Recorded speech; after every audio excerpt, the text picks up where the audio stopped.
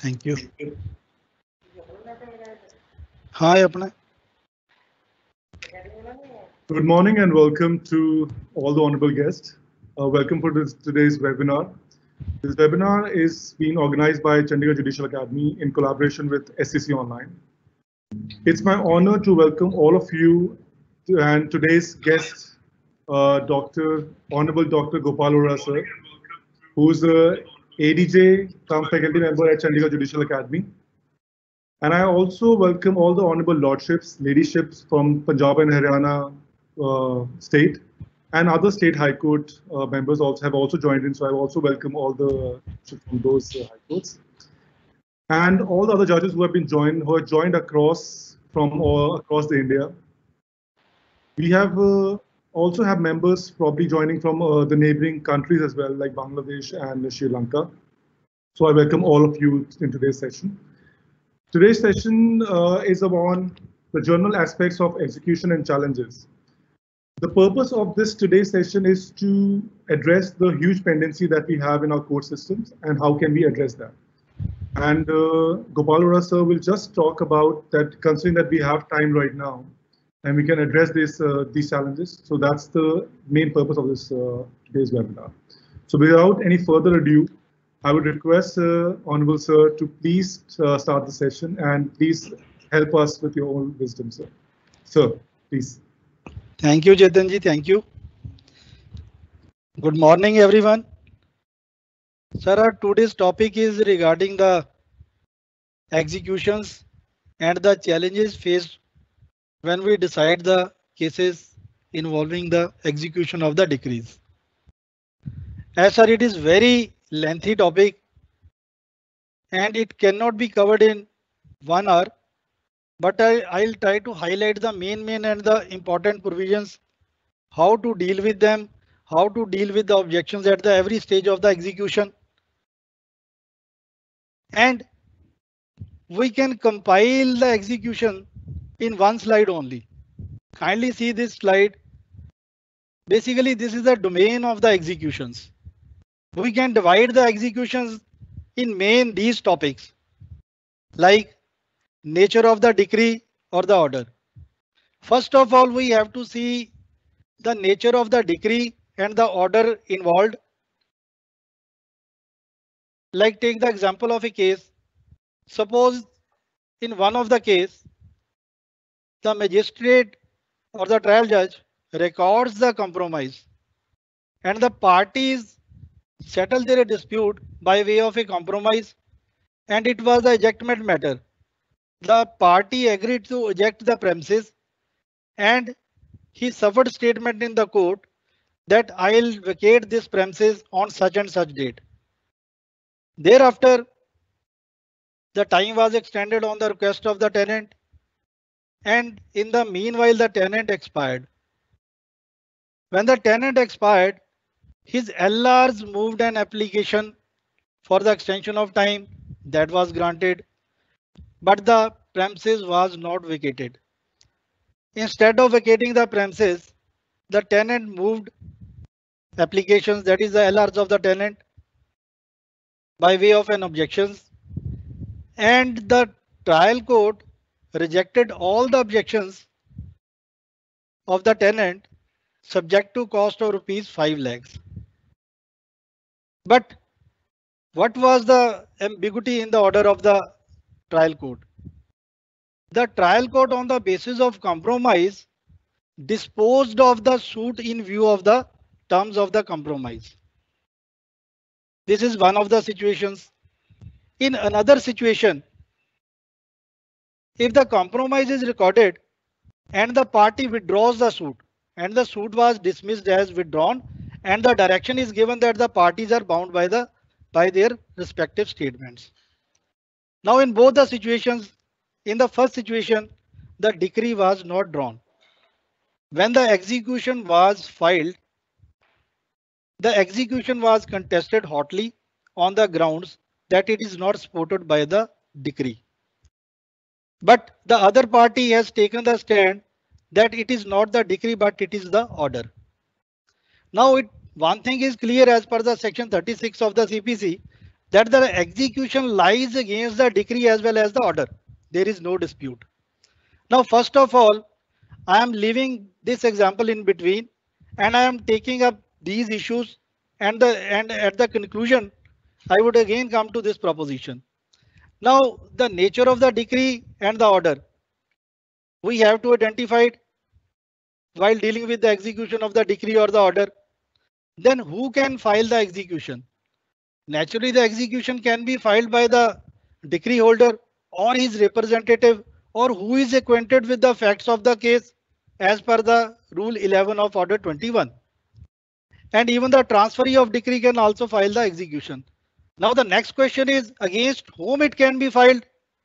It is also understood it is to be filed against the JD or the representative of the JD or the LRs of the JD as per the provisions of Section 49, Section 50, Section 52 of the CPC. Then which court is the competent court? Now the competent court is the court which has passed the decree or where the decree has been transferred. This is covered by the provisions of Section 37 to Section 44 of the CPC. Section 37, Section 38 deals with the court which has passed the decree, or it may be passed by the appellate court, but the decree is to be executed by the court of first instance. And Section 39 deals with the transfer of the decree. Now the transfer of the decree, there are 4 grounds for the transfer of decree. One is regarding the residence of the JD. Second is regarding the business of the JD. And third is regarding the directions given in the decree itself by the trial court. And fourth ground is the general ground, that is the residuary clause, where the court thinks fit it is to be executed by the other court. These are the 4 grounds upon which the decree can be transferred to the another court.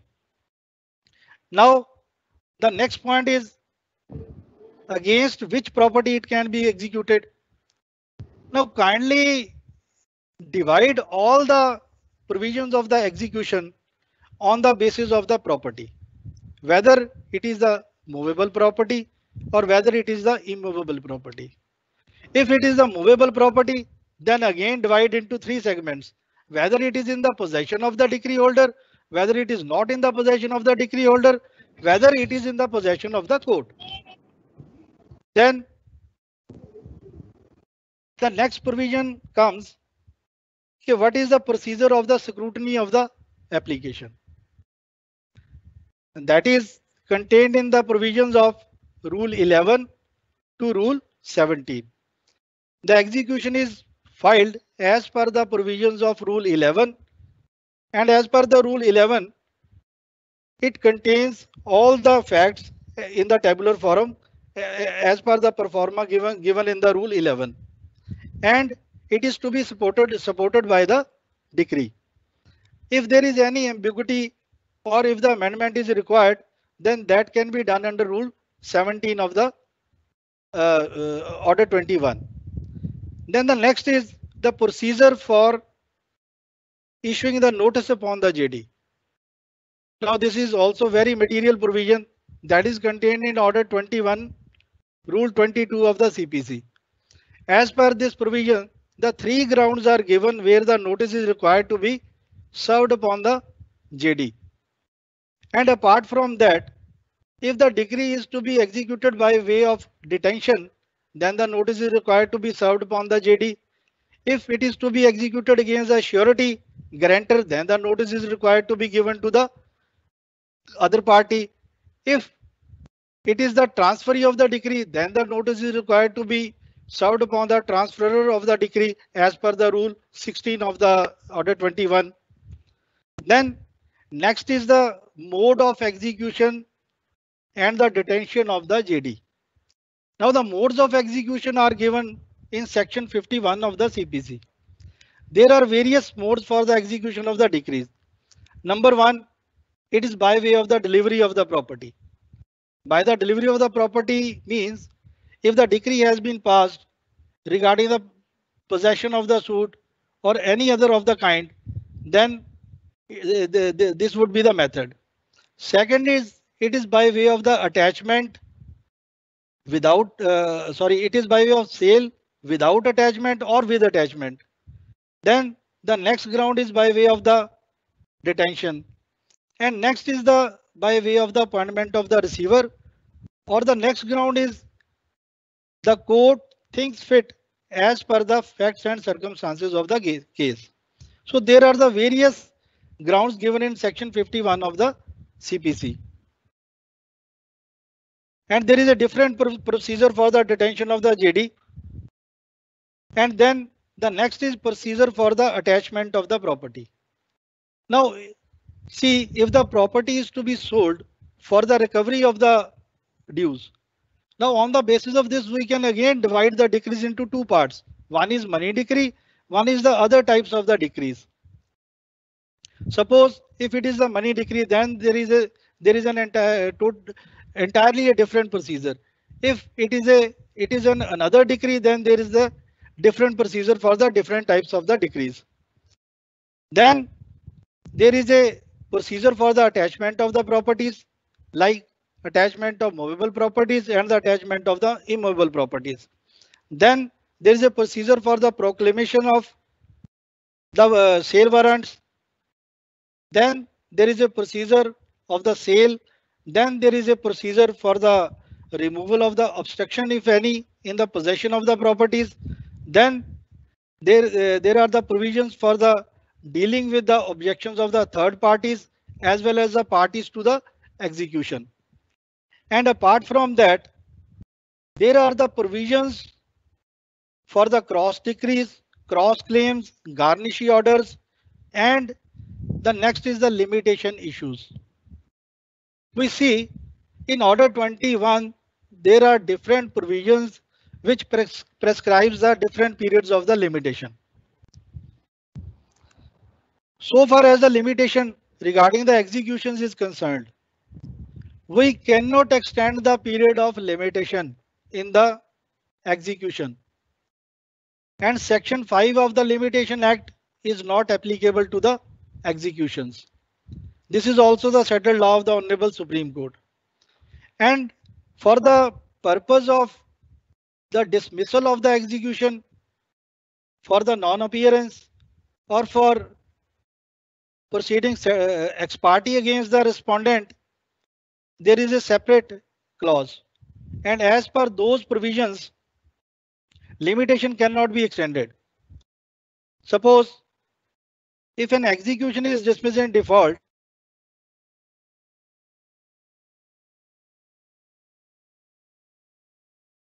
extended in any manner. Suppose if a person is proceeded against ex parte in execution, then there is a provision of 30 days from the date of the knowledge if proper service is not affected upon the respondent. So this is the overview of the executions. On the basis of this, we can divide all the executions. Now, first of all, we will deal with the money decrees. Now, in money decrees, the provisions are governed by Rule 30 of the Order 21, Rule 30 of the CPC. The money decree can be executed against the person or from the properties of the person or by way of both. Now, the ancillary provisions are the provisions of the arrest. Generally, what we do, we issue the summons to the JD. JD does not appear in the execution, and then we issue the arrest warrants of the JD or the conditional warrants of the JD. Now, whether this is the correct procedure, the question arises. The provisions regarding the arrest are contained in the rules 37 to Rule 40. Now, the Rule 37 says show cause notice is to be issued upon the JD, first of all. And if he does not come, then the arrest warrant can be issued.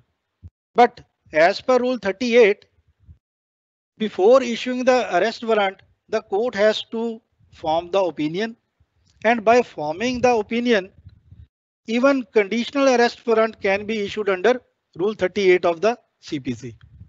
And this is basically required to form an opinion, but after the service of the notice, because Rule 37 comes before the Rule 38 of the CPC.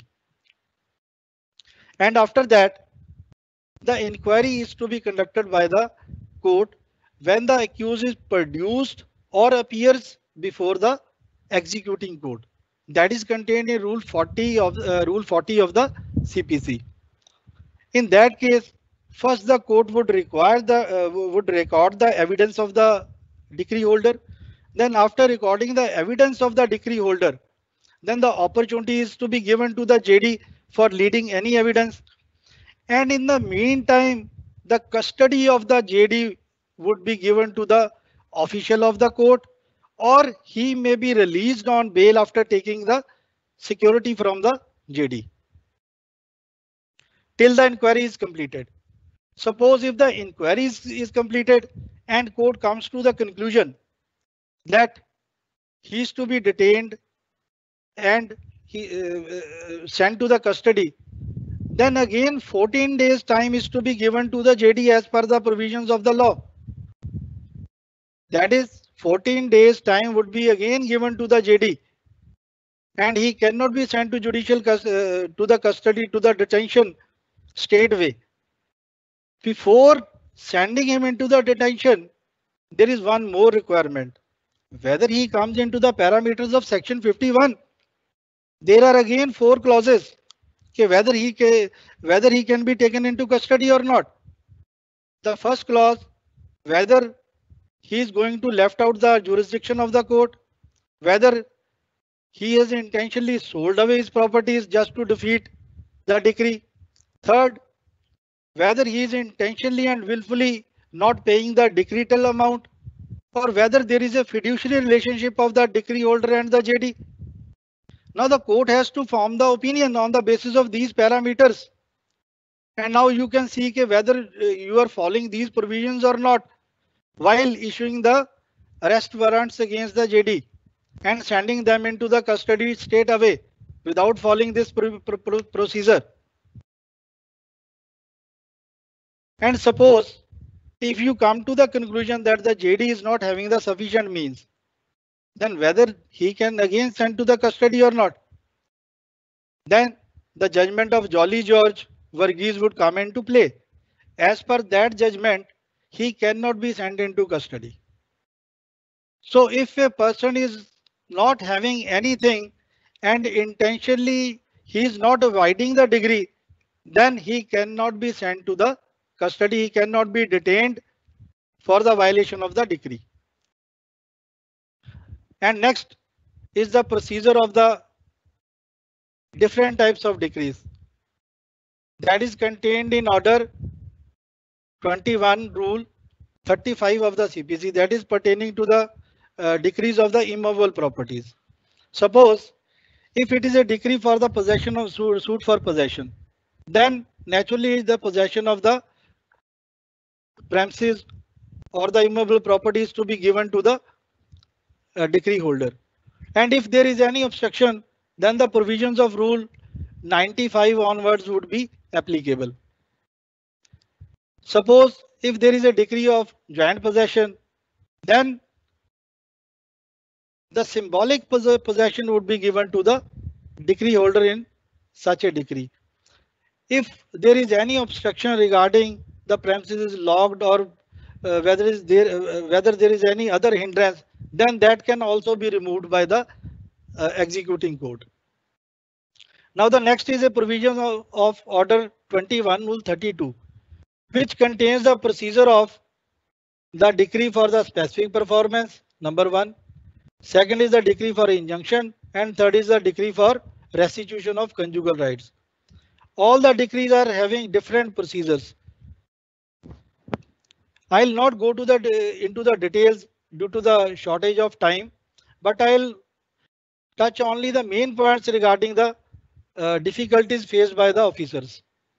Suppose in a decree, in an execution of decree for specific performance, the question arises whether the decree can be executed where the relief of possession is not given. Now, I leave this question open for the audience and they'll give the answer whether that decree can be executed or not, if the relief of possession is not given in the decree of the specific performance. Next is the decree for the injunction suit. If there is a decree for mandatory injunction or for a permanent injunction, suppose a person is dispossessed during the pendency of the suit or the pendency of the execution application. Now, whether his possession can be restored in the execution application. Now, there are different divergent views of the Honorable High Courts. But as per the view of our latest view of our Honorable High Court in 2020 judgment, it has been held by our Honorable High Court that his possession can be restored, but he is bound to plead each and every fact, how and in what manner he can be ejected from that property. It requires the complete particulars regarding those aspects. Similarly, the problem comes that the other party has raised the construction over the area. Now, whether that can be removed, there is also a provision in Order 21 Rule 32 that court can pass any order for the execution of the decree for the injunction also. Now, the next problem comes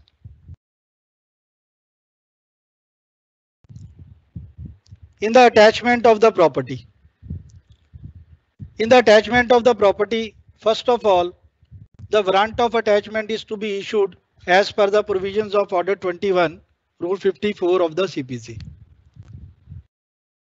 Suppose if the objections comes against the attachment, then those are to be decided as per the provisions of Order 21, Rule 58 of the CPC. After the decision of the objections, then the provisions of Order 21 Rule 66 comes into play. That is the issuance of the warrant of proclamation. In proclamation, first the notice under Order 21 Rule 66 is to be served upon the JD. But there is also a provision that there is no requirement for the issuance of such a notice if the notice already under Order 21 Rule 54 has been served upon the JD. Assumingly, if the JD is ex parte, even there is a requirement for the service of notice under Order 21 Rule 66. And to be on the more safer side, the notice should be issued to the JD in such like situation.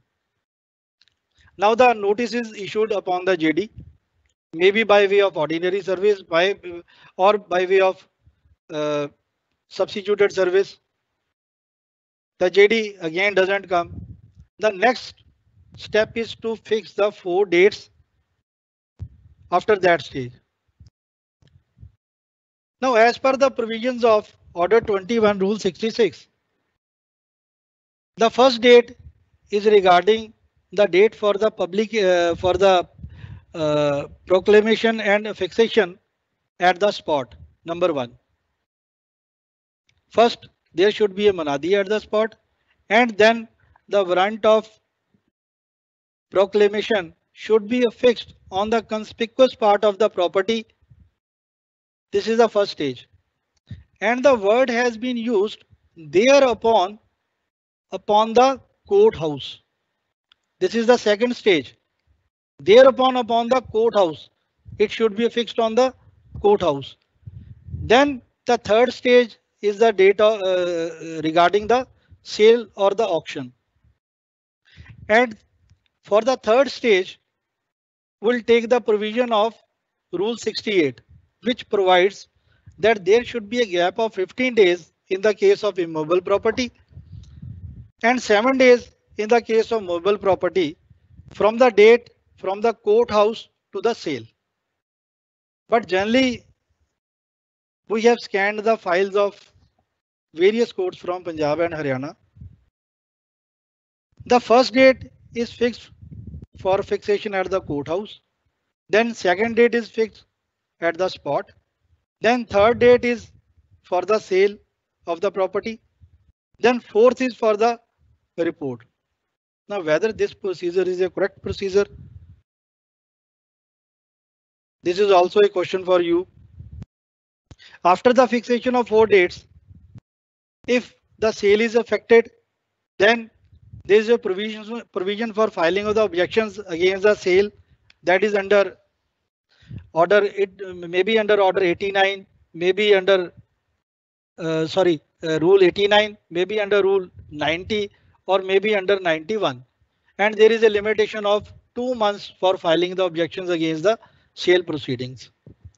Before this, there is also a requirement for the payment at the time of the sale. 25% of the amount should be paid at the spot, and the remaining amount, 75% of the amount, is to be paid within 15 days.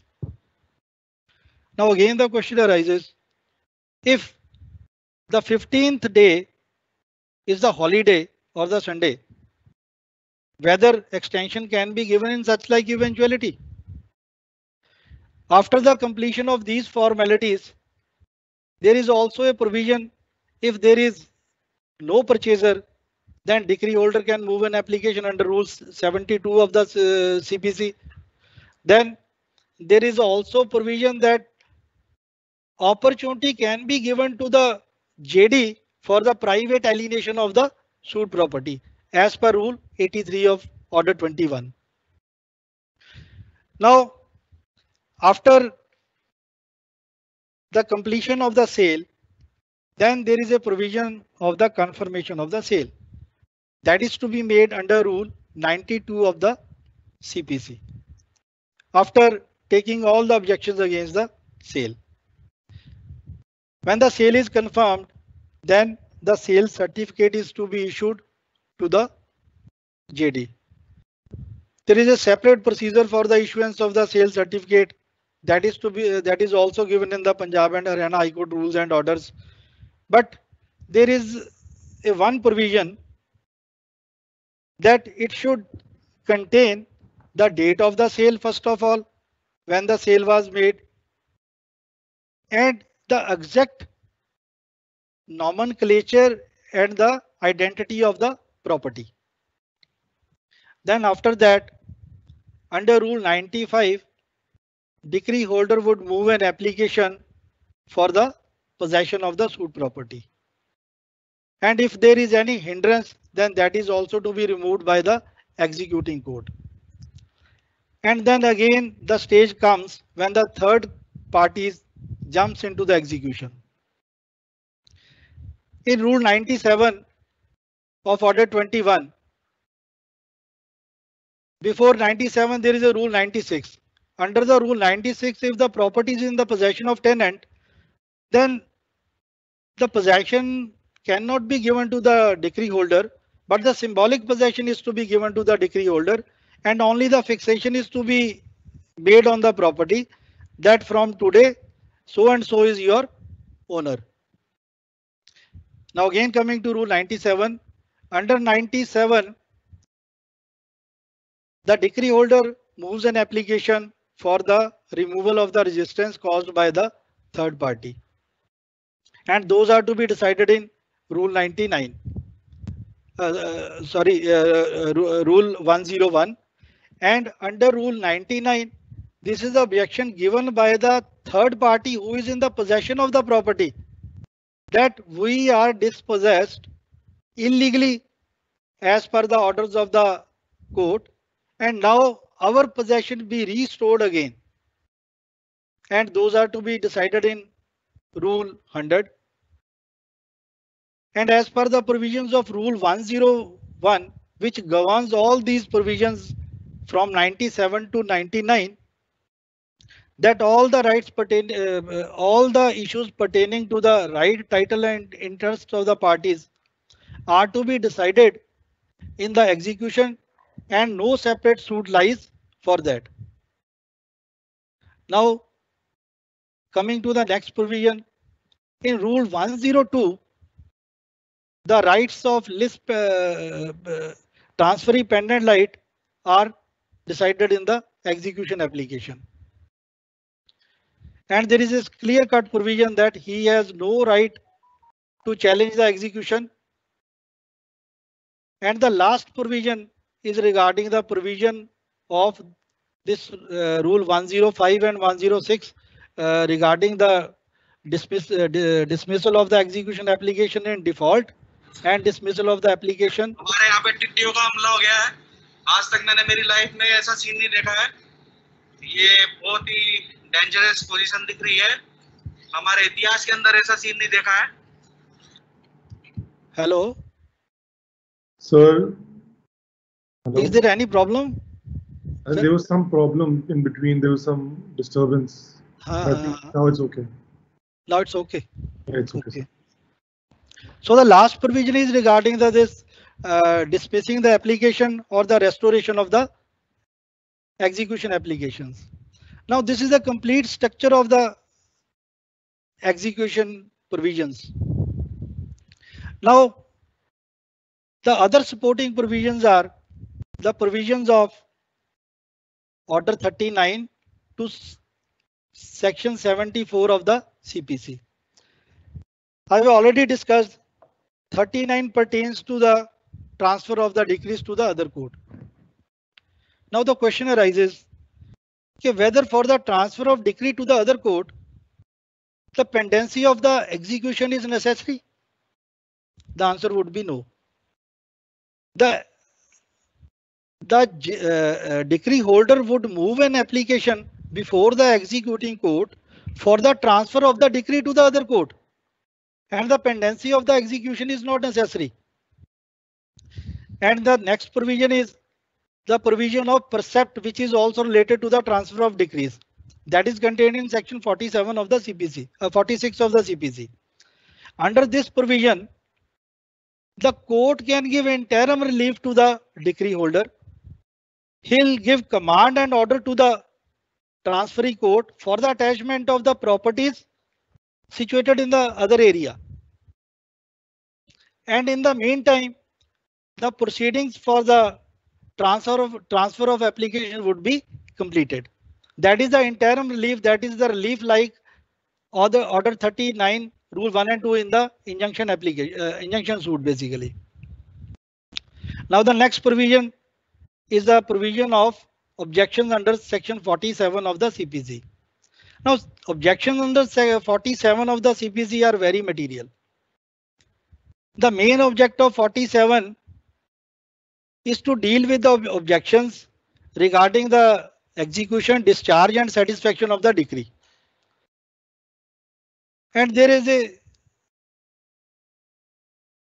are abundance of judgments for elaborating these provisions. Number one, for the execution, for the discharge and for the satisfaction of the decree. And as per those provisions, now there is an overlapping of the provisions of Section 49 as well as the provisions of the dealing with the objections under Order 21, Rule 58 or Rule 92 or Rule 101 of the CPC. But the beauty of Section 47 is that there is no limitation for filing the objections under Section 47 of the CPC. Whereas at every stage of the execution, there is a limitation for filing the applications. Suppose if you have to file the objection at the time of filing of the application, at the time of filing of the reply, then there is a limitation. That is before the issuance of the warrant of attachment, you can file the objections at the time of Order 21, Rule 22 of the CPC. And then after the attachment, you can file the objections before the issuance of the warrant of sale. And after sale, it is there is a limitation of only 2 months for challenging that sale. But in Section 47, there is no limitation for filing the objection, and it can be filed at any stage of the execution. But there are certain restrictions for dealing with the objection under section 47. It is the basic law that the executing court cannot go beyond the decree, terms and conditions of the decree. And while dealing with the objection under section 47, the decree which is null and void under the provisions of law, that can be set aside. But illegal decree cannot be set aside under the provisions of section 47 of the CPC. Now, in the latest judgment of Sneh Lata's case in 2019, the Honorable Supreme Court had the occasion to deal with similar situation pertaining to the objections of section 47 regarding the jurisdiction issues. And in that case, partition decree was filed by the other court where the property was not situated. And the objection was taken that this objection is pertaining to the subject matter. I am again leaving this question to you. Whether the passing of the decree of partition by the court where the property is not situated, whether it is pertaining to the territorial jurisdiction or the subject matter jurisdiction. Number one. Now the law is very much clear. Okay, if the objection is pertaining to the subject matter, then the decree can be set aside. And if it is pertaining to the pecuniary or territorial jurisdiction, then it can't be. But as per the provisions of section 18 of the CPC, the jurisdiction of the subject matter is also pertaining to the place of the properties. And there is an overlapping. And now you will decide whether this is the territorial jurisdiction error or it is the subject matter jurisdiction error. And the next ground for the setting aside the decree under section 47 is if it is passed against the dead person or if it is not executable in any terms. Now, after section 47, there are provisions regarding the sale or the rateable distribution. And there is another important provision is regarding the attachment, which is section 60 of the CPC. Now, as per the section 60 of the CPC, certain exemptions are given to the properties like the house.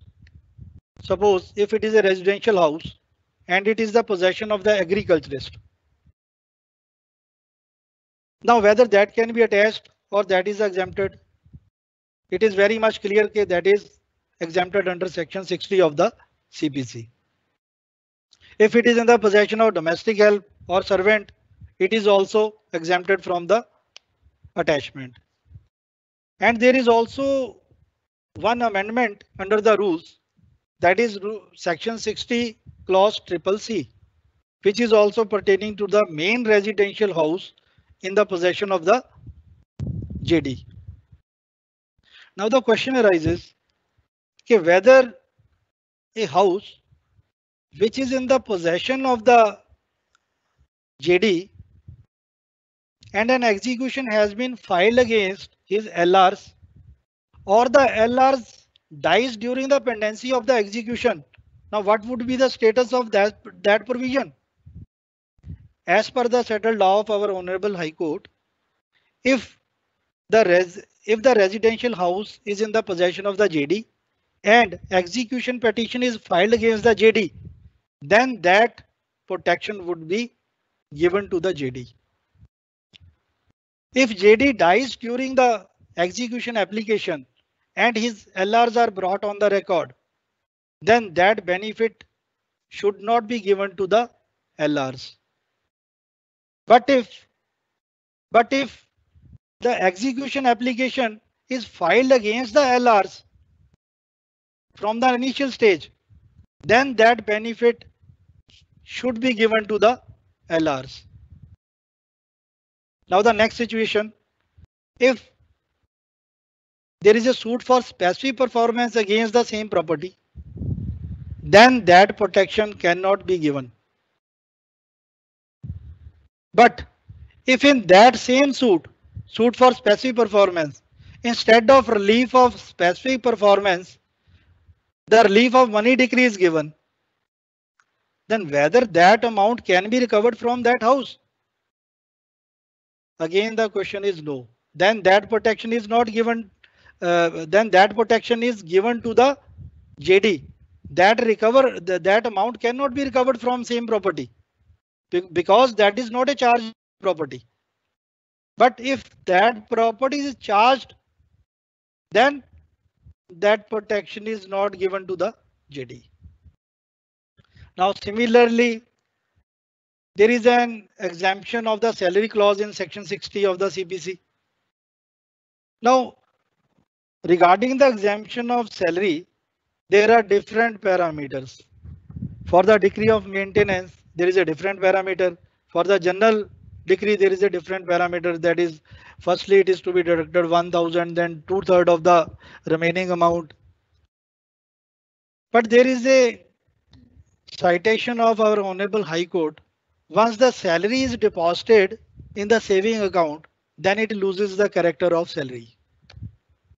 So there is no bar, even 100% salary can be attached as per that judgment. Same is position with the life insurance policies. If there is a life insurance policy in favor of the JD, that amount is exempted throughout, even after his death, or even if he receives the amount of the insurance policies during his lifetime.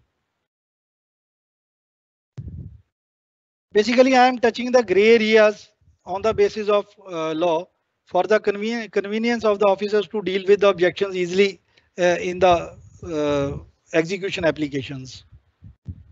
So this was pertaining to the gray areas of section 60. Then there is a provision of section 61. 61 is also pertaining to the exemption regarding the agriculture produce. Any state can make any notification regarding the exemption of agriculture produce. And as per the rules and orders of the Honorable High Court,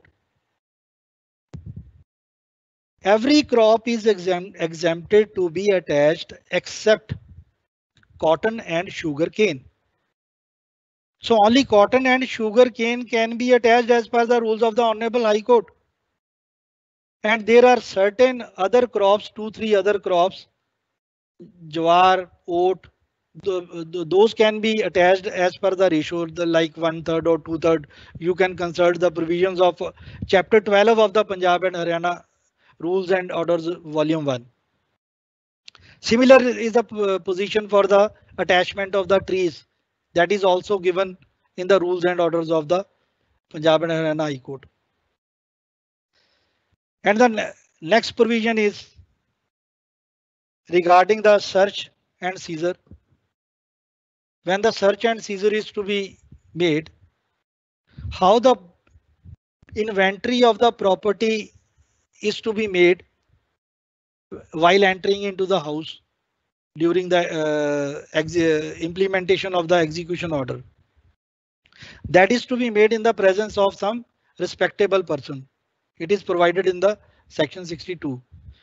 Then there is a section 63. Section 63 is also very interesting section. Suppose if a property is attached by 2 or 3 courts, how the amount is to be recovered? For the recovery of the amount, firstly it is to be recovered by the court of the higher grade. Then it is to be governed by the court of lower grade. Suppose if 2 courts are having same grade, then it is to be recovered by the court where it was first attached. Then section 64 is pertaining to the sale. Then there is a provision of the rateable distribution, that is the section 74. Section 73. 73 of the CPC. As per that provision, if there is a money decree and there are number of applicants who are claiming the properties of the JD and they move the application before coming into hand of the assets of the JD to the court, then the court will distribute the properties as per the shares of the everybody. But if the property is under mortgage, then there is a proviso. If the property is under mortgage, then option can be given to the mortgagee whether whether he wants to retain that mortgage, then there would be no rateable distribution to him. The property would go as it is under mortgage. If he wants to take part in the share, then the property can be discharged from the mortgage. Then he can be given the share in the rateable distribution. But that is only pertaining to the again money decree. In the starting, I have classified the judgments on the basis of the decrees. This provision is only pertaining to the money decrees. But in this case, the government having the preferential right.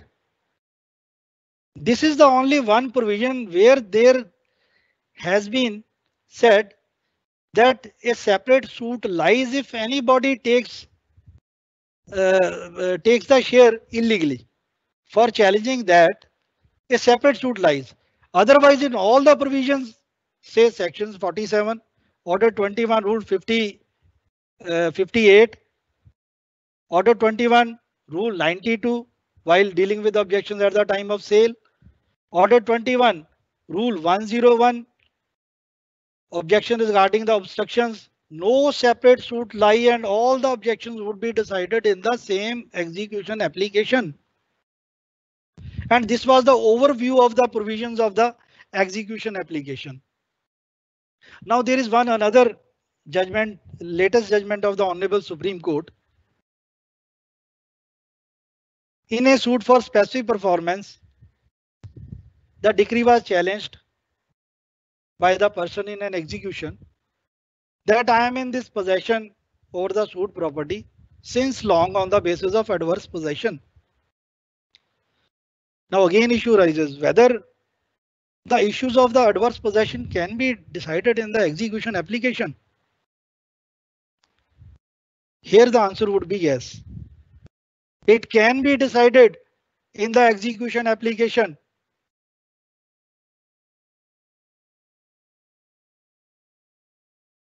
On the basis of long possession over the properties. Now there is a latest judgment of Honorable Supreme Court. Now a person can claim title on the basis of, now it is 3 judges bench of the Honorable Supreme Court, that on the basis of adverse possession, a party can claim right over the suit property. Now it cannot be taken as a defense only. Now be ready for dealing with such type of applications. Okay, we are in possession over the suit property on the basis of adverse possession. And it is the latest judgment of the Honorable Supreme Court in the case of execution, Shamsher Singh case, that the executing court has to decide this issue on the basis of adverse possession. But before framing issues in the execution application, kindly think over this issue that you have to decide prima facie on the basis of the material on record, whether the issues are to be framed or not. Even as per the earlier judgment, Rocky Tires case, as per the judgment of Honorable Supreme Court, it is not required in every case to frame the issues in the execution. But first of all, you have to satisfy on the basis of certain documents or the evidence or the affidavits produced by the parties that the issues are required to be framed in this case. Generally, there is no need for framing the issues. Even without framing the issues, you can pass the orders in the execution applications while dealing with the objections. So main areas I have already touched, and where we face the problems.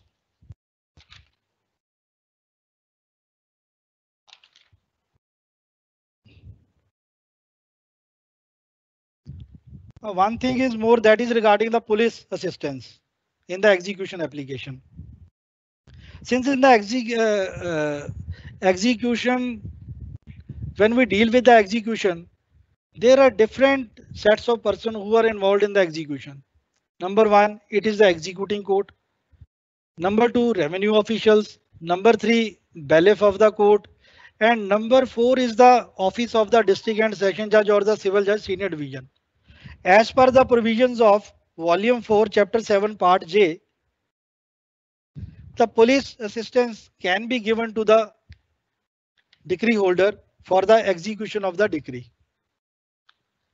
And for that purpose, the executing court, on the basis of the report of the bailiff, first would come to the conclusion that there is a need for giving the police assistance to the decree holder.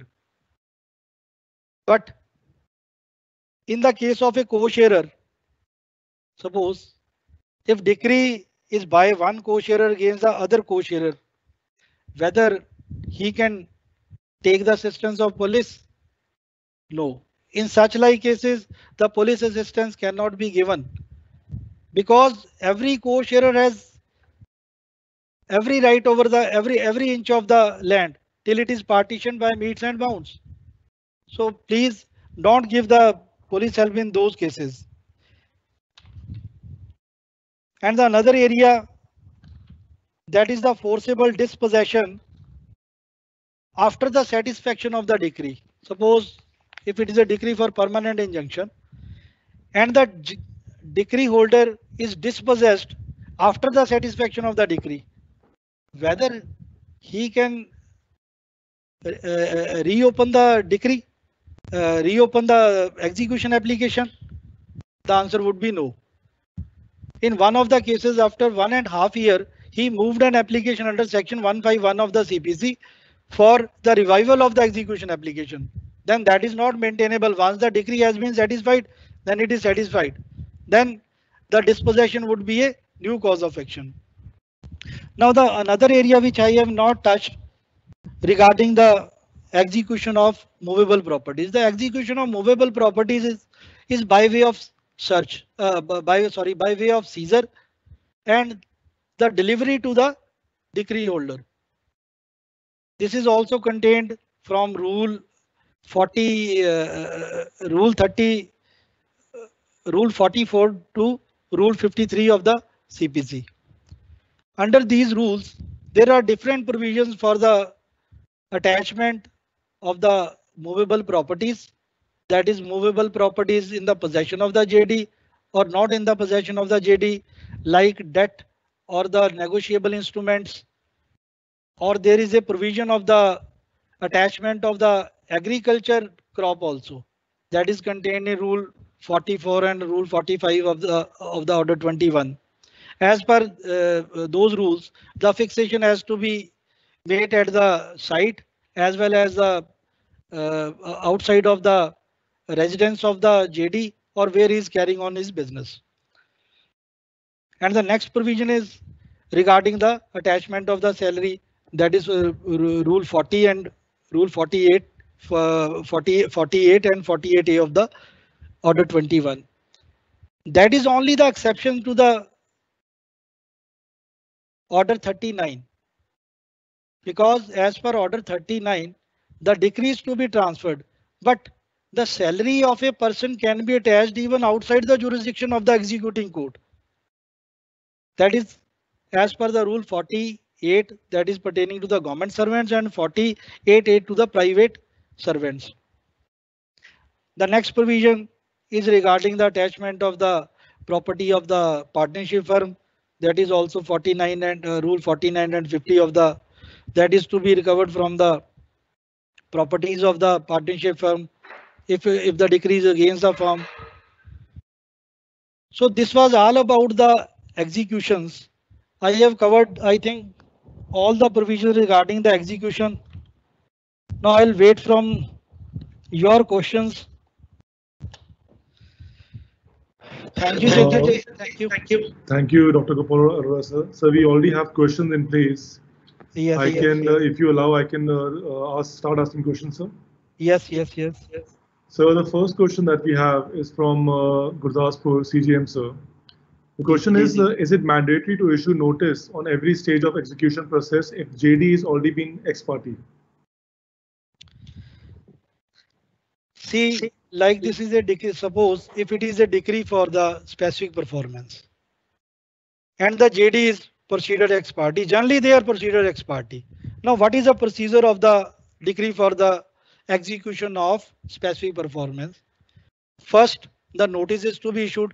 Suppose if the JD is proceeded against ex parte, then after that, the draft sale deed is to be given in the court as per the agreement to sell.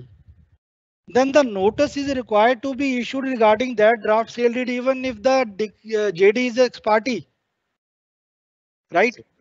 And even at the time of, suppose, proclamation of the property, though that property is not going to be sold away, which is under the decree, for the purpose of the compensation as per the provisions of Order 21, Rule 32, Clause 3 and 4, if the court thinks that some compensation is also to be given, then the another property of the JDs is required. Then that is to be attached and that is to be put on the sale. But for the purpose of this execution of this decree under specific performance, the notice of draft sale deed is to be given. Similarly, if it is a money decree, then the notice is also to be given at the first stage, then at the time of the issuance of the proclamation, then Order 21, Rule 66, if even if he is an ex parte.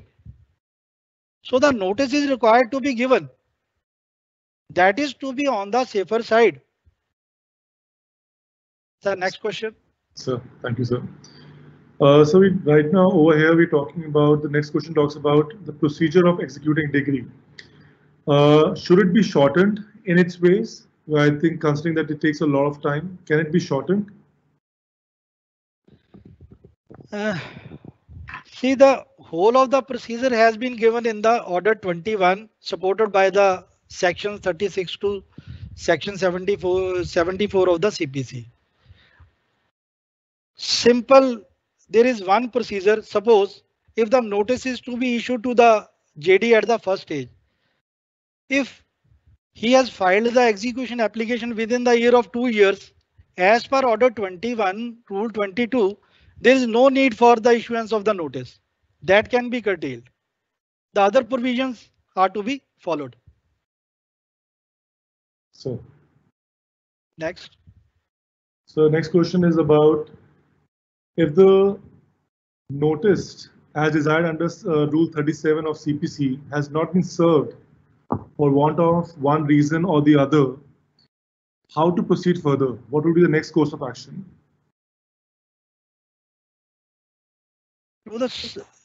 See, in this case, there is a requirement of the service of the notice. Even that can be served upon the JD, even in the court itself also. Suppose there are sufficient grounds that he is intentionally avoiding the service of notice, or if his address is not available, then it should be served through by way of substituted service. And then conditional arrest warrants are to be issued as per Rule 38. And if he is brought or appears in the court, then the court is required to issue the notice under Rule 37 of the CPC. This can be done in this case. Okay, sir. So we talked about the auction, that if the need arises, the property has to go for auction. Now, in respect to that, the question is that what if there was an auction, but there was no purchaser in the auction? What can be done? This is a basically general problem, and this is a problem in the banking cases basically. Okay, there is no buyer in the cases of the property in the decrees basically in favor of the banks, and there is no alternative. And you can, in this case, the duty of, first of all, the duty of the decree holder is to be fixed for bringing the purchaser. If they, or if they are not ready to purchase the property, or they have failed to bring any purchaser, then the execution application should be dismissed under Order 21 Rule 57 of the CPC by keeping alive the this attachment in this case. That is the only remedy, as per my wisdom. Sir. Thank you, sir. So next question talks about the report of sale. So which is usually the date after a month the order has been passed. Now, it talks about that when the Munadi could not be effected as Munadi Kuninda was not present. So the entire process turned out to be futile and it caused delay. Very so right. Very. Fix a date firstly also to reporting whether the notice has been served or not, just to ensure that there is no delay. There is no such no such provision. Basically, there is a provision for fixing the 4 dates. I've already discussed. One is regarding the proclamation at the spot, then the courthouse, then the sale or auction. It may be called as auction, then the report. There is no provision before that we should fix 5 dates for this purpose. Then the court would sit over these proceedings and would watch such type of proceedings. Okay, sir. Thank you, sir. Now, so the question is about judgment debtor. So if this talks about, can a spouse judgment debtor who is not willing to join the company of his or her spouse can be forced to join the company in execution of a degree under Section 9 of Hindu Marriage Act? There is no such provision for it. Can't be enforced. No, so there's nothing as per Section 9 of Hindu Marriage Act as well, sir? No, only installments can be fixed as per the provisions of Order 21 Rule 33. And if he is unable to pay those installments, then he can be sent to this detention. So a few minutes back, you were talking about the external agencies which are required to execute an order. And I think you spoke about a lot of departments, but over here, the question is about the police. So the question goes like this, that Honorable Justice Ranjan Gogoi, in his farewell speech, stated that the courts are dependent for their functioning on external agencies like police. Right now, the question is about police, none of which are under their control. And this is a major hindrance in the smooth functioning of the court. Isn't the statement profoundly true in the matter of execution? As for the execution purpose, we can't take that statement into this area. Basically, there is a different procedure regarding this execution. Order 21 and the other provision, it is a self-contained provision. It is a self-contained code for the purpose of the executions of the decrees or the orders, basically. Okay, sir. So something related to, I think, on the same lines about the execution of an order and all. The second question comes in, which talks about the Revenue Department, the Police Department never ever execute the warrants of the court at first priority, and which results in a lot of loss of time and energy, and the court is wasted. How can we overcome these difficulties in respect to the Revenue Department and the police takes priority on these orders? Basically, it depends upon the court to court. You have to build your own image. Execution के लिए तो एक ही fund है कि बस हाथ में डंडा होना चाहिए basically. This is a basic funda. Okay, sir. I would like to share my experience at this stage. Sir, एक execution pending थी and there was a decree of year 54. And I was taking up that application in the year 2012. 54 की sir judgment है and execution मैं उसकी deal कर रहा हूँ in the year 2012. 1980 में उसका warrant of possession was issued. और वो पार्टी इतनी शरारती है कि उस पार्टी ने फाइल भी गायब कर दी। और मैं यहाँ पे ऑफिसर्स को एक ये भी बात बताऊंगा, we are just talking as colleagues, मैं आपको कुछ सिखा नहीं रहा, एग्जीक्यूशन के बारे में कुछ नहीं कर रहा, this is a just platform for the purpose of discussion of the provisions basically. तो उसमें 1980 की वारंट ऑफ पोजेशन, तो मैटर 3-4 बार उन्होंने ट्राई किया कि इसको किसी तरह से ओपन करके कि दोबारा इसको इनिशिएट कर दें, और वो सुप्रीम कोर्ट तक भी पार्टी गई, उन्होंने by way of separate suit भी प्रोसीडिंग्स को चैलेंज किया। तो जब मेरे पास 2012 में एग्जीक्यूशन आई, तो जब मैंने देखा कि it is pertaining to 54 the decree of 54 and 4 years after the independence of India, I was shocked. तो मैंने क्या किया जी, 1-2 दिन उसके में लगाया, तो रिकॉर्ड समन कर लिया। उसमें रिपोर्ट आ रही है अहमद की कि the record is not available, कि जी फाइल ही नहीं मिल रही, कहाँ पे है। तो पार्टी देख लो इतनी शरारती है कि उन्होंने फाइल भी गायब करवा दी कि फाइल ही नहीं है कहाँ ओरिजिनल उसकी। सिर्फ एक फाइल का पार्ट मेरे को मिल रहा है जिसमें सिर्फ 1980 का ऑर्डर एग्जीक्यूट दिख रहा है कि जी ये वारंट ऑफ पोजेशन गया है इसमें। तो मैंने कहा कोई बात नहीं, मैंने उस पर डिटेल्ड ऑर्डर पास किया 25 पेजेस का, कि मेरे को ना तो रिकॉर्ड की जरूरत है, किसी की जरूरत नहीं है, पार्टी तब से 54 से ये कोर्ट में घूम रहे हैं और सुप्रीम कोर्ट में इतने बार मैटर जा चुका है। तो देन मैंने उसका वारंट ऑफ पोजेशन इशू कर दिया। मेरे को पता था कि मेरी कंप्लेंट भी होगी इस केस में, एंड उन्होंने मेरी कंप्लेंट फाइल की, ट्रांसफर एप्लीकेशन फाइल की ऑनरेबल डिस्ट्रिक्ट जज के सामने। तो मेरे को बुलाया गया कि जी ये क्या है, मैंने कहा जी ट्रांसफर कर दें, मैंने कहा कर दो जी, मेरे को इसमें क्या इंटरेस्ट है, कुछ नहीं है। ट्रांसफर कर दिया, और मेरे वाला ऑर्डर उन्होंने इसी बेसिस पे जाके हाई कोर्ट में चैलेंज किया कि जी इस ऑफिसर ने ऐसे ऐसे किया कि विदाउट रिकॉर्ड इसने वारंट ऑफ पोजेशन इशू कर दिया। And ultimately their revision was dismissed with the cost of rupees 1 lakh, though the matter was transferred from me. दूसरे जज ने उसको डील किया, and with in I think 4 or 5 months उस property का possession हो गया वहां पे। सो आपको इसमें डंडा उठाना पड़ेगा, आपको अपनी इमेज क्रिएट करनी पड़ेगी कि ठीक है ये बंदा जो एग्जीक्यूशन को लेता है डट के लेता है।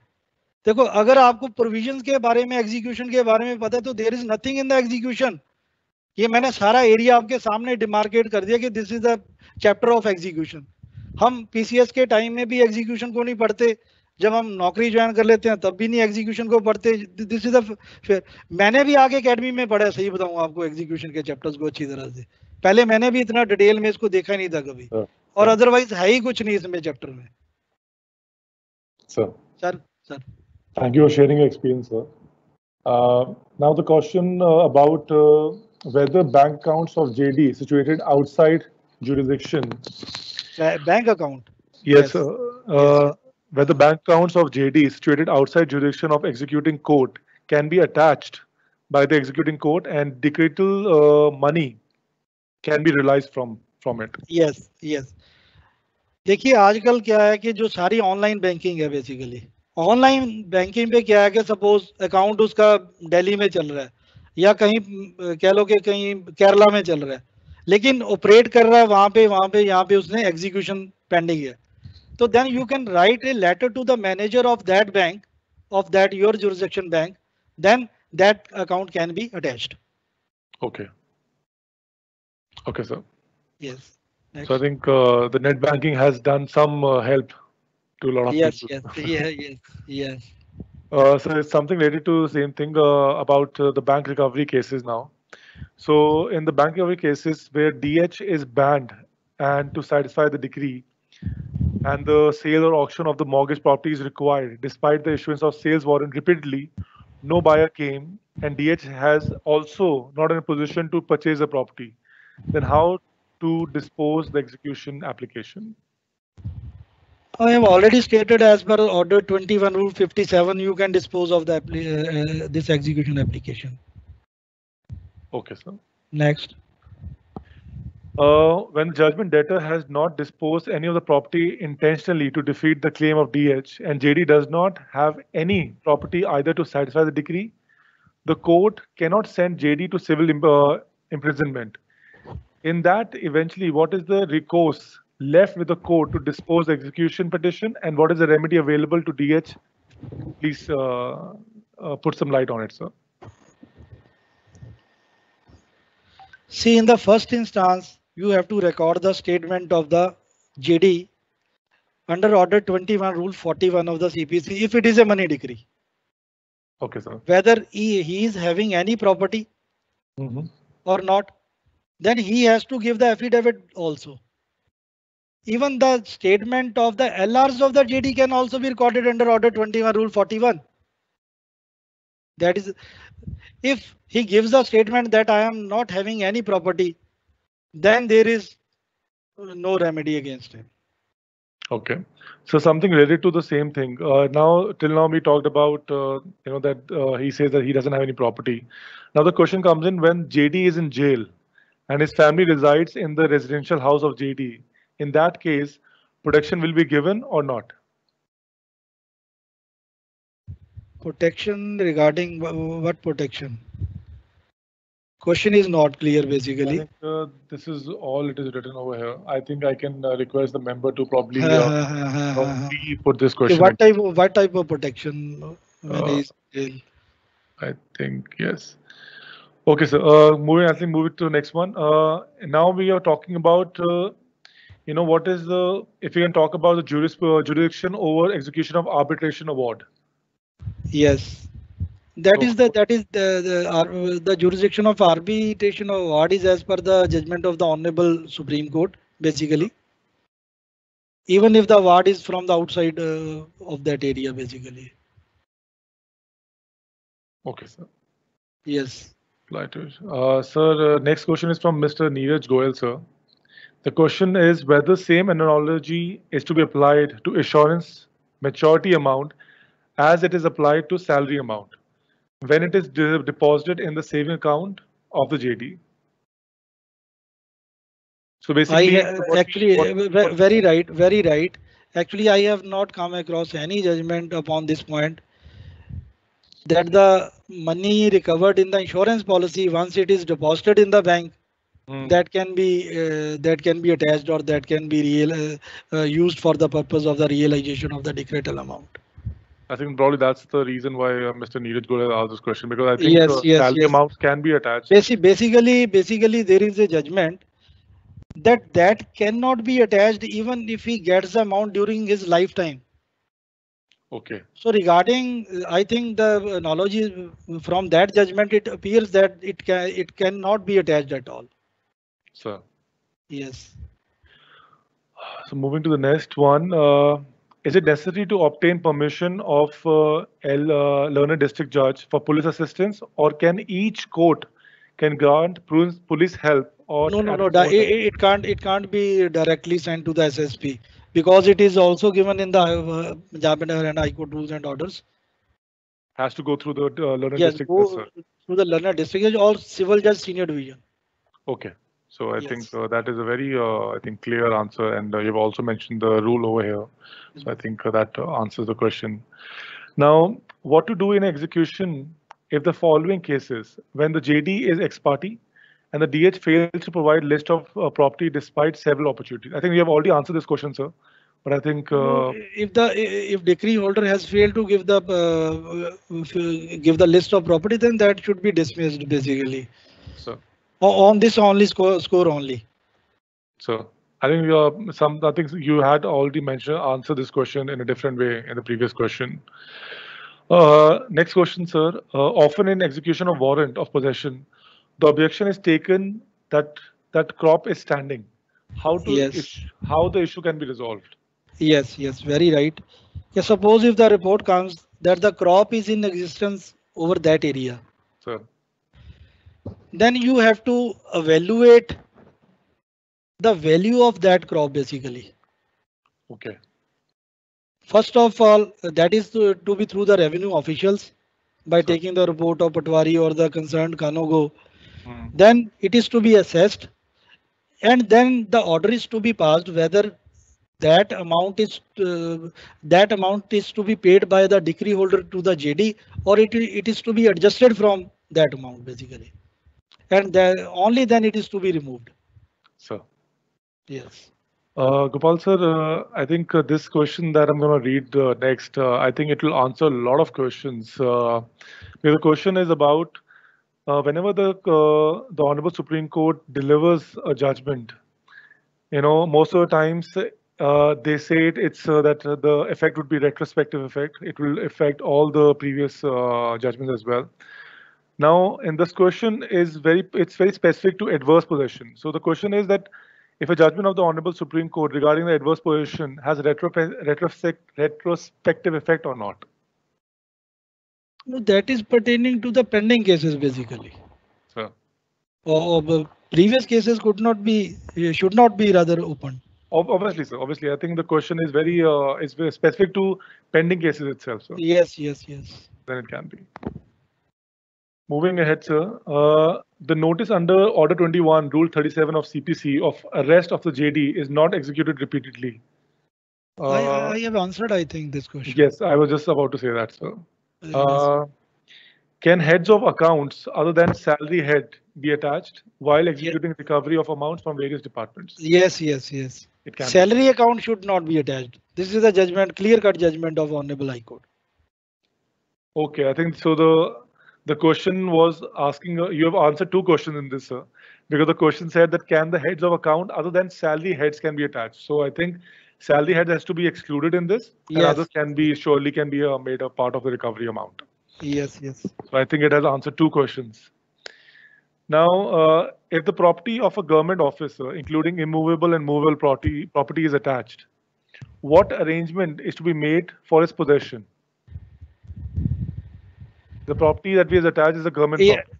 Yes, that is to be given to the custodian or to the spurdar as per the Rule 43 and 43A of the Order 21. And the name of the spurdar is to be given by the basically decree holder. And even that can be kept into the custody of the officer of that department. It is the basically discretion of the court. Okay, sir. Yes.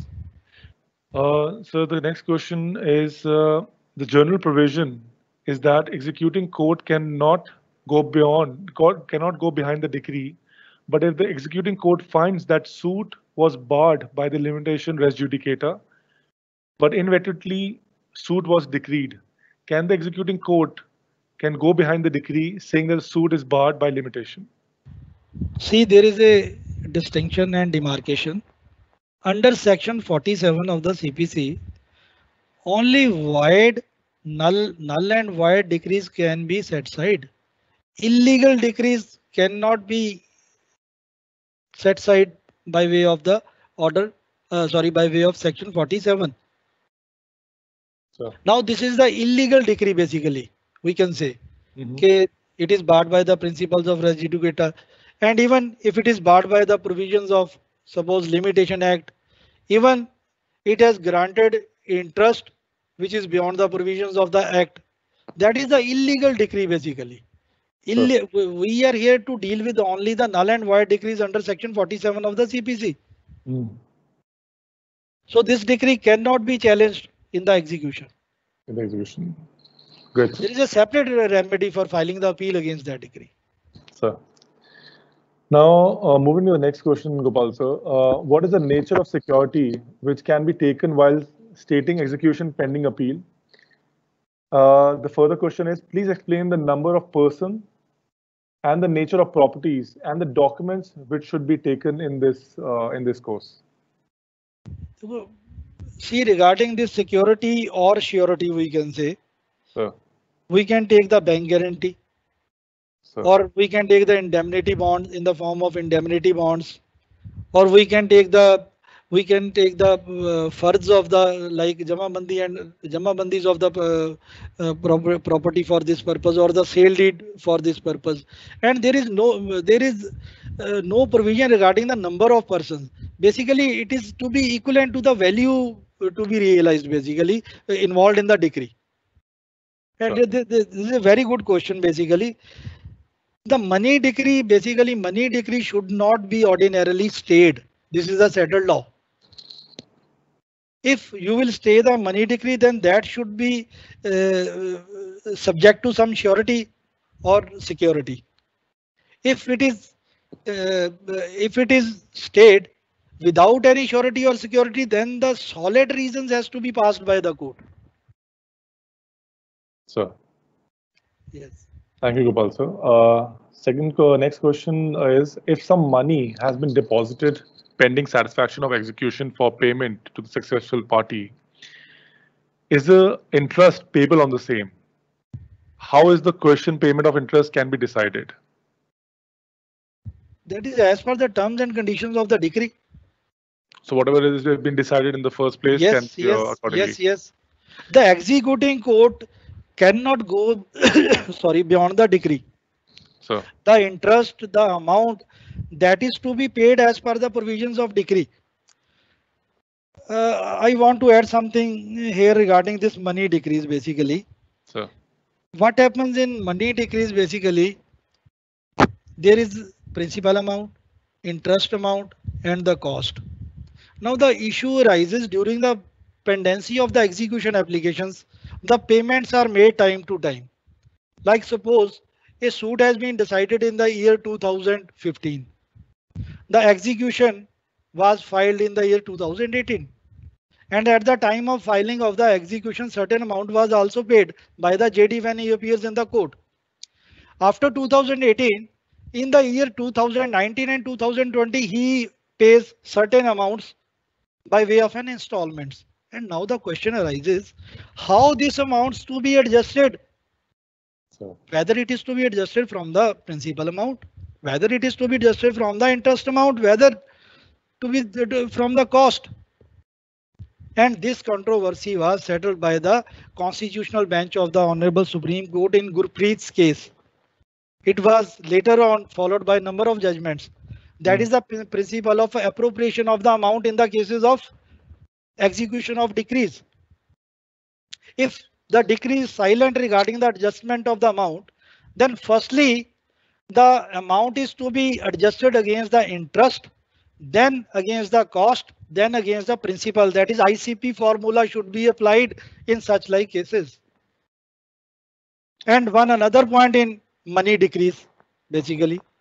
Suppose if creditor has died before filing the suit, and his LRs file the suit against the debtor. And the question arises whether succession certificate is required for passing the decree on the basis for the money for the recovery of money. Now this controversy was also settled under the Indian Succession Act. In such like, it would also rise in your mind that that is not the relevant question to the execution. This is directly relevant for the execution because the decree in that case would not be executable if it was passed without obtaining the succession certificate. So the succession certificate is required at the time of the passing of the decree by the trial court. Then that decree, money decree, would be executable. Suppose if LR dies during the pendency of the suit, then there is no need for the succession certificate under section 214 of the Indian Succession Act. Suppose if the decree is passed, then the decree holder dies. And now the LRs have to file the execution application against the JDs. And then what would be the proposition here, whether the succession certificate is required or not? In this situation, there are divergent views of the various honorable high courts. Some says KG, this succession certificate is required. Some says succession certificate is not required. So it is the discretion of the officers. Please, sir. Sir, thank you so much, Gopal sir, for such a detailed answer on this. Sir, next question is about when a warrant of arrest has been issued against a collector or for that matter, any government official in the capacity of executing a money decree, especially in respect to LAC cases or MACT cases or damage suits, etc. Sir. But before execution of the WA, that is warrant of arrest, the officer stands transferred and some lady officer is posted in his place. Can that lady officer be arrested in execution of money decree? So there is a bar basically for issuance of a warrant of arrest or arresting the woman. under the provisions of the CPC. Sir.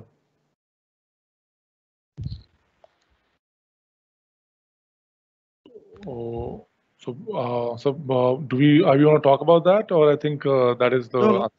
This is the answer. Yes. Okay. So yes, they yes. we should there is a bar. There is a bar basically. So we should okay. Now talking about whether notice of draft sale deeds to JD prior to the execution of sale deed through court can be waived off. Notice of draft sale deed can be waived off. Yes, sir. I've already answered that it is required to be given as per the provisions of Order 21 Rule 34 of the CPC. This is a mandate. I think there's a repeat question. I think you already answered this question, sir. The question was that, sir, is it mandatory to send application to the police help in execution to the civil judge, senior division, or additional civil judge, senior division, or a junior may also provide police help? So I think you have already answered this question. No, I have already answered. Yes. It is through the district judge, learned district judge, or through the civil judge, senior division. Civil judge, and only then it can be done, sir. So let's try the next one. Next question, sir. In court auction sale proceeding, DH applies for raising the bid but is unable to make payment. And also no one else approaches for making bid. DH applies for the adjustment of the decretal amount as sale consideration amount. DH also applies for the waiver of stamp duty charges and prays for issuance of sale certificate directly. Can it be done, sir? Asking for waivers after raising a bid. It is already provided in the rules that he can request for the adjustment of his earlier amounts. Okay. Number one. So there is no requirement he can adjust his earlier amounts. Number one. For the purpose of this stamp duty, no, there is a requirement of Honorable High Court for engrossing this sale certificate upon the stamp papers. But as per the judgment of Honorable High Court, it doesn't require any stamp duty. The sale certificate, there is only one requirement, that is to be sent to the registering authority. But there is no need for giving any stamp duty upon the this sale certificate, as per the provisions of this Order 21 Rule 94 of the CPC, read with these High Court rules and orders. So we have a question from Mewat, ADJ sir. It talks about if the concerned department which acquired the land does not have amount to satisfy the LAC execution, and the attachment of vehicles, assets, and other tangible things also does not satisfy the LAC decree, can the Deputy Commissioner of the state provide the funds to the concerned department? Deputy Commissioner can send the funds basically. There is no dispute. The question, even it can be executed through the head office of that department. It is only, this is not only restricted to that area. Basically, it can also be recovered through the head of the department. Sir, the question if it is not satisfied from the furniture or from the vehicles of that particular area, suppose Mewat area, and this office must be having its head office at Panchkula or maybe somewhere else, and that can also be recovered from the buildings of that area. So, but the question over here has another aspect to it. Can the judges direct the Deputy Commissioner directly to raise the funds and to the concerned department? Can the judges direct? Basically, it is to be recovered from the movable or from the immovable properties. So I think there is no sense for issuing such directions with due regards. I think. So, thank you, Gopal sir. Moving to the next one, sir. In case of application for recovery, maintenance amount for 10 months, whether can be respondent be sent to civil imprisonment for 10 months at one go, or there should be some gap in two imprisonments? Basically, there is a gray area in this situation, whether he can send to the detention for the default of every month, rather I will say every month. But there are certain judgments that he should be sent only for once for 30 days. But there are certain judgments that he should be sent to the detention for default of every month, basically. Okay. So there is a basically gray area in this. I am also unable to give proper answer due to this divergent opinions. Sure. So thank you so much. Moving to the next question. Can a person be arrested under Order 21, Rule 37 of CPC, even when to the knowledge of DH and the court, he has no property or money to honor the decree? I have already stated, as per Jolly Varghese judgment, he cannot be arrested if he is not having sufficient means. So I think what I'll do is I will just put the Jolly Varghese citation in the announcement in the chat option itself. So I think members can also address it. I'll just put it once we're done with the question answer. I'll put that citation over here for Jolly Varghese case. Moving to the next one, sir. Whether at the time of executing a decree with police help, executive magistrate is to accompany police, or court can direct executive magistrate to accompany police? For the purpose of? Kindly repeat this question. So the question, I think it's not. It's in the purpose for executing a decree with police. Decree with police. With police help, sir. With police help. With police help, executive magistrate is to accompany police, or court can direct executive magistrate to accompany police. I think the question is. The question is incomplete, basically. The question is, I think it's having the have the same things. No. Yeah, I think I'll just. I'm sorry, sir.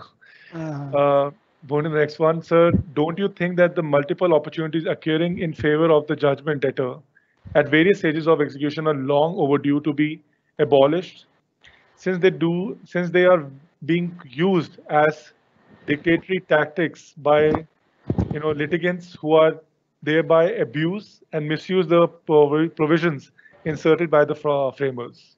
So basically, we're talking about the loopholes. Very right. The officer is very right. At every stage, the opportunity should be given to the JD, basically.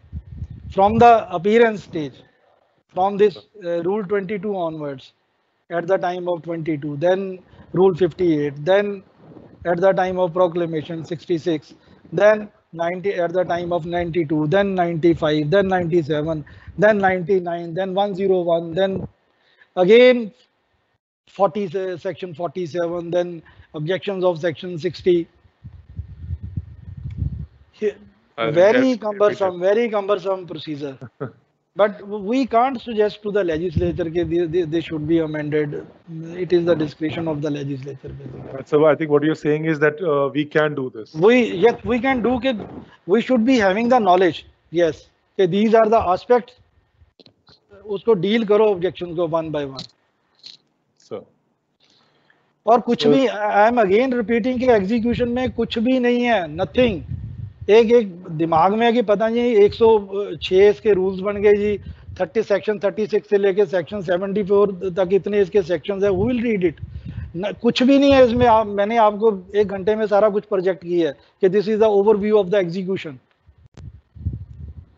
और if you having any problem difficulty, मेरे mail पे भेज दो, मेरे WhatsApp पे भेज दो. If you want to, I am sorry to say, मेरे को नहीं पता कि एडीजेस भी आज का अटेंड कर रहे हैं, लेकिन I can infer from the questions. I have high regards for the ADJs and I have learned all from my seniors.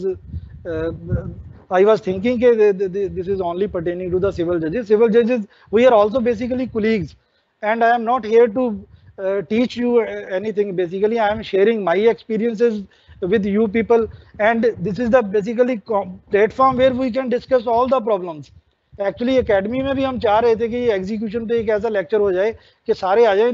Rather आपको जो भी कोई और भी आप प्रॉब्लम्स इसमें देखिए और भी ऐड कीजिए, मेरे वाले लेक्चर में ऐड कीजिए कि इसको भी और आप इस तरीके से इसको और ये ऐड करके हमें ये चीजें इसको आप बताओ नेक्स्ट टाइम जब भी कोई इसका लेक्चर आता. तो thank you so much. Thank you. So we have ADJ sirs as well joined. A lot of ADJ sirs have also joined in. So I think it's not only restricted to civil judges. ADSs are also a part of this webinar. Okay. So moving to the attachment of property in respect to money decree, the question is the director of company. Can a director of company be arrested or detained in case of money decree against company? And when he binds his personal property for clearing the debts of the company?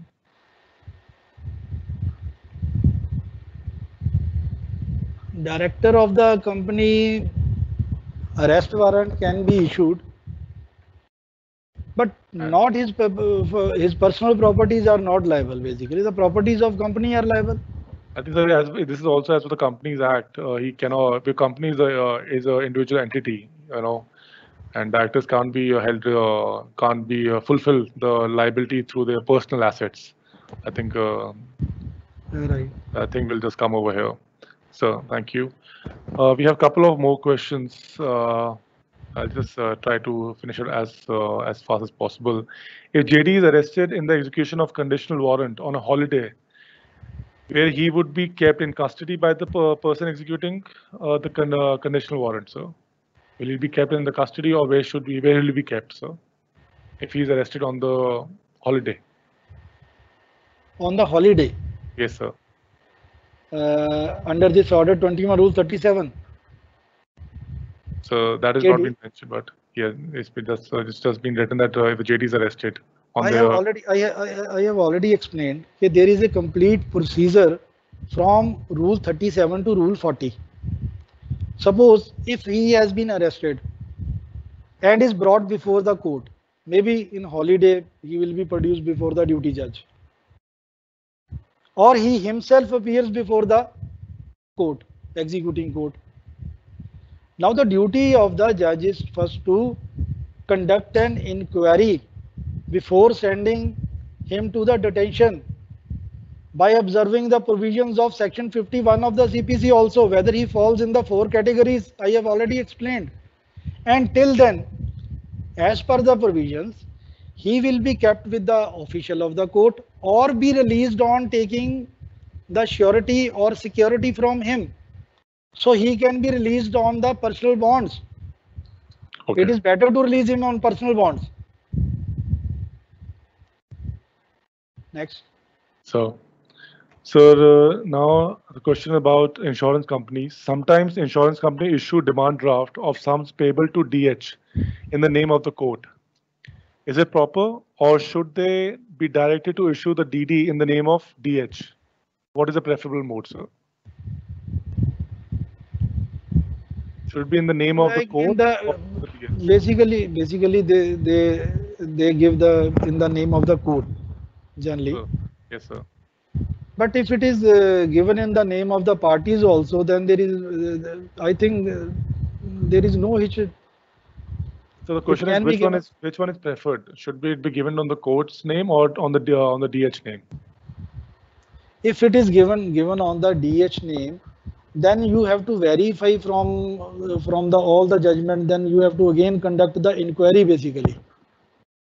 Okay. Whether it has been given properly in the name of the parties as per the award of the, like maybe it is pertaining to the MACT cases. Okay, whether it is as per the award given in the MACT cases, then the burden of the court would be increased basically. If it is given in the name of the court, then that would be given as per the judgment to the parties. That is a safe mode basically. So basically, it saves a lot of time. If the officer is ready to conduct an inquiry, then even that can be given to the name of the parties. But the court should be ensured before giving this payment to the concerned parties. So there is a question. I will just post. I will just I think mention it, but I think you have already answered it. So I'll just mention it for the user's sake. The question is about the major hurdle in execution of a degree is unsaid political interference and the consequential police inaction, and because of which there's a delay and there's an unexpected willingness of the police of not assisting the court. So I think you've already answered that. It's also about your reputation that police will. So I think so. If I'm correct, that's the Yes, So I'm moving to the next one because I think the question has been posted before, and there are a lot of similar questions that are coming up. So I'm just trying to, club those 2-3 questions together, and so that we don't save on time. Now, next question about is in the execution of a degree for possession of immovable property by using force, that is break open of lock, the executing official so appointed by the court often find various articles kept in the suit property which JD is not coming forward to receive. Whether should such articles be kept and how to dispose them off if JD does not come forward at all for these articles? basically, as per the provisions of section 62, the inventory is to be made. Then these articles are to be kept in the custody of some custodian or the respectable person of that area. If no one is ready, then those should be removed and those should be kept in the custody of the this official of the court. Also, there is a provision, and those can be disposed of if anybody is not coming forward for taking their possession. So, is there a time frame that we have for this? Time we have to wait for the appeal time of the order of the court. Okay. Whether appeal has been filed or not. Okay, sir. Thank you so much, sir. Moving to the next, whether in case of execution of degree of mandatory injunction for removal of gate, etc., the decree holder has to prove by leading evidence by adopting the procedure of Order 21, Rule 32 of CPC, that the wall or the gate has not been removed by JD, that is non-compliance of the decree. Before issuing requisite warrants under execution or in such execution court on the application straightforward proceeding for order removal of the gate, etc. So basically the question is that yes, court can proceed. Court can proceed, sir. Yes, any act in furtherance of that can be done by the court. There is a provision under Order 21, Rule 32. So next question, in case of attachment of movable property, should the JD be the owner of the movable property or he merely needs to be in possession of such property? The CPC, however, states that the property in possession of JD and not ownership of JD. So this situation often creates problem for the court where the JD is the ex parte and the DH merely submits a vague list of properties. So what can be done in this scenario? Suppose if the JD is in the possession of the property is attached. Sir.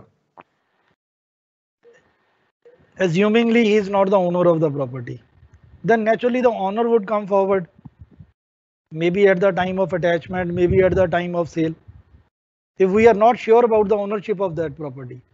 But if we are certain about the ownership of the property, that is the right method at the first stage. Before issuing the proclamation or issuance of the warrant of attachment, it should be the ownership of the basically JD. Okay. But how this situation has occurred and come, I fail to understand. He is only in possession of the property JD and the property has been attached. So then, so what documents had produced before the court? I don't know in this case. Well, I think, sir, it makes sense what you said that if the ownership is not of the JD, then the owner will obviously come forward. Obviously, he will come forward. He will come forward. So I think, sir, that answers the question. Moving to the next question, sir. What would be the status of execution application if the judgment debtor is released on account of having no property after notice under Order 21, Rule 37 of CPC? What would be the status of execution application if the debtor is released on account of having no property? So released having no property, then? The question is that what again same covered by Jolly Varghese judgment. So I think Jolly Varghese, I have to put that for sure. I think that will answer a lot of questions. Having not property, Basically, he is not having any sufficient means, and he comes under the exempted category of properties. Then we have no provision of law to take any action against the JD. So now the question about sometimes when JDs are acting a bit smart before the court, there has been seen that during the recovery of money decree, the JD transfers the property in the favor of his son or real relative just to avoid decree. Whether that property can be subject to attachment or sale or not. Yes. That is hit by the principles of lis pendens. Any Okay. transfer made during the pendency of this litigation, So he can't take the protection of the bona fide purchaser. Even there is a law to this extent also. so because I think it's very evident that he has done it to save himself. Intentionally. Yes. Intentionally, yes, sir. So I think that can be brought forward. So there's another question from Dr. Even in this case, he can be arrested also, because he falls in one of the ground of section 51. So thank you, So sir. it is better to get a record the statement of this JD under Order 21, Rule 41. That is the main requirement. Okay. So Yes. next question from Dr. Sushil Bodh. In specific performance executions, could we straight away take draft sale deeds from DH and issue mandatory notice under Order 21, Rule 34 to JD in order to shorten the procedure? First issue the notice. Basic notice, we have to issue the notice to the JD. I think there is no requirement of the attachment of the property, because the property involved is the property basically belonging to the decree holder. So that is not to be sold away. So there is no requirement of attachment of that property. So the first stage is the stage of the producing the draft sale deed, but first notice is to be given to the JD. Yes. So there's a question, and I think it's more of a suggestion, and I think probably you can put some light on it. The suggestion is why to enter into another litigation by the way of execution? Why not frame the rules that non-compliance of a decree within a particular period mentioned in the decree will lead to criminal action? Won't it lead to speedy justice and compliance?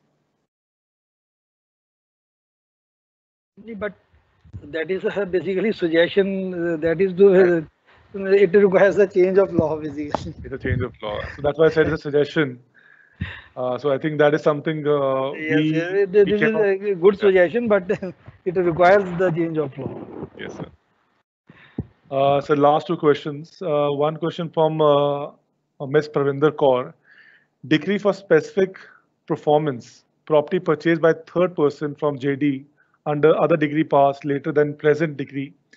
Can such sale be set aside? I think this is the same question, sir. I think we asked that. Can the such sale be set aside? Objection filed. I think in this case, it appears I think there are two decrees basically. The decree for specific regarding the same property.